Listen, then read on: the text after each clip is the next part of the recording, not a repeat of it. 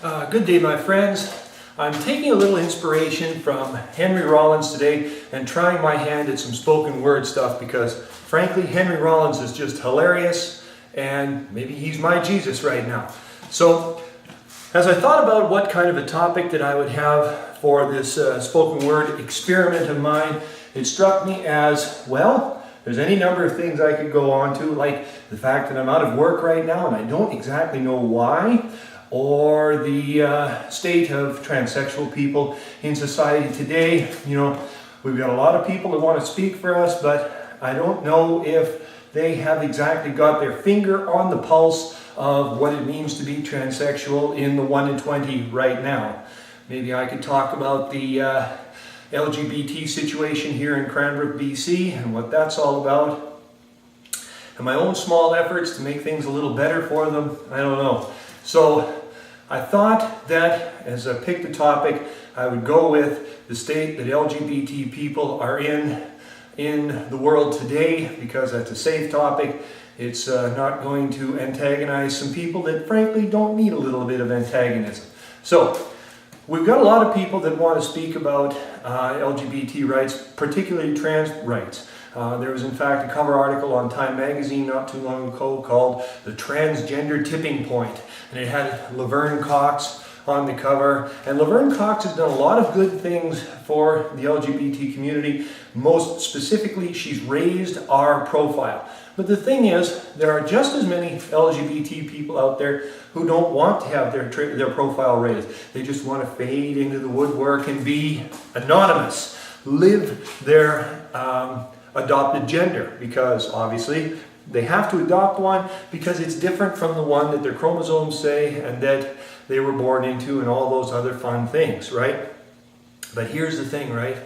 Some of us just can't fade into the woodwork. I know my personality doesn't say I can, and although I've never met her, perhaps Laverne Cox's personality isn't the sort where she can just fade into the woodwork too. You never know.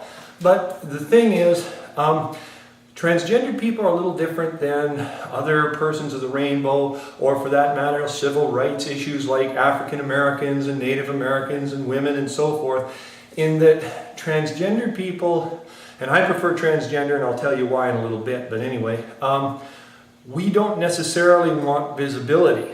You know, for every trans person that's like me, or for that matter like Laverne Cox, there are just as many who don't want anyone to know that they're transgender and just want to fade into the woodwork. And it's been my fortune, misfortune, however you want to put it, to find a person, find people like that, to meet them and get to know them, to count them as my peers and all the rest. And it's mind-boggling, you know, because on the one hand, do you want to deny yourself various privileges? Do you want to shut yourself off from public visibility and that sort of thing? Or do you want to stick out? Be a public figure like I am, for good or bad, like Laverne Cox is, for good or bad, or anything else, right? There's a lot of us out there that are doing that trencher work, and when we come across a transgender person that wants to hide in the woodwork, doesn't want anyone to notice them, is that really a reward for our efforts? Does that really say, yes, you're doing good stuff, you know, you're doing trencher work, or is it just falling on deaf ears? And that's the problem, because there's a lot of transgendered people out there, Laverne Cox, Kirsten Beck, you know, I could go on and on, but, you know, I've given a couple of examples that are doing that work, that are looking out for us. But there's just as many who don't want to be noticed, that just want to disappear, right? And like I say, you know, that's cold comfort, you know. Thanks a lot, guys. So the thing that the transgender community needs to do before we can really effectively lobby for the civil rights that we're due as human beings, you know, we're just like you, we're your daughters and sons, your neighbors, you know, the professionals you meet downtown. You know, Kirsten Beck is a very good example of a transgendered person who's gone to war and looked after a country and stuck up for it, you know. And there's a lot of other people like Kirsten Beck who've done much needed trencher work for not just transgender people, but the world at large, okay? So we need to develop consensus within our own community and develop feelings amongst ourselves, kind of get ourselves all pointed in one direction as for what we want to accomplish. And it's not easy, folks. It's very, very difficult, in fact, because for every transgender person out there, there is a viewpoint of what a transgender person should be and look like and get up to. And it's not all the same. I prefer the name transgender, the term transgender, because it's been my bad luck to come across an awful lot of people who think that being transsexual somehow makes you special and makes you different from everybody else.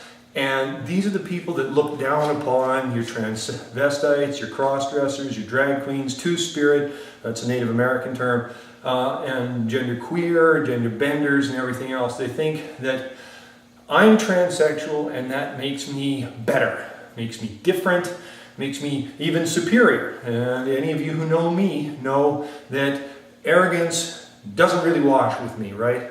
We're all human beings, we're all in this together, right? So there's a song by Michael Jackson, don't get me started on Michael Jackson, but it makes a very good point. Start with the person in the mirror, start with yourself.